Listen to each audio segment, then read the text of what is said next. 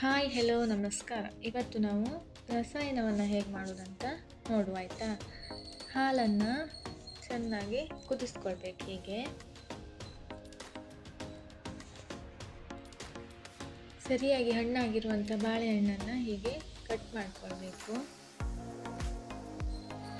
ಇದಕ್ಕೆ ನಾವು ಶುಗರನ್ನು ಆ್ಯಡ್ ಮಾಡಬೇಕು. ನಿಮಗೆ ಸ್ವೀಟ್ ಜಾಸ್ತಿ ಬೇಕಂದರೆ ಜಾಸ್ತಿ ಶುಗರನ್ನು ಆ್ಯಡ್ ಮಾಡ್ಕೊಳ್ಳಿ, ಸ್ವಲ್ಪ ಕಮ್ಮಿ ಬೇಕಂದರೆ ಕಮ್ಮಿ ಆ್ಯಡ್ ಮಾಡ್ಕೊಳ್ಳಿ.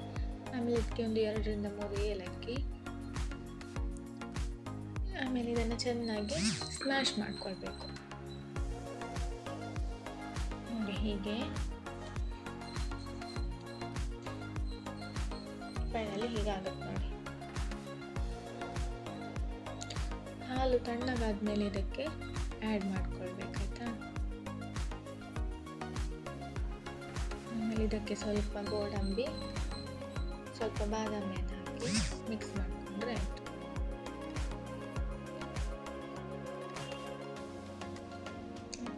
ರಸಾಯನ ರೆಡಿ. ಇದು ನೀವು ಫ್ರಿಜ್ಜಲ್ಲಿ ಇಟ್ಕೊಳ್ಬೇಕಾದ್ರೂ ಕುಡಿಬೋದು, ಹಾಗೆ ಬೇಕಾದರೂ ಕುಡಿಬೋದು. ಓಕೆ.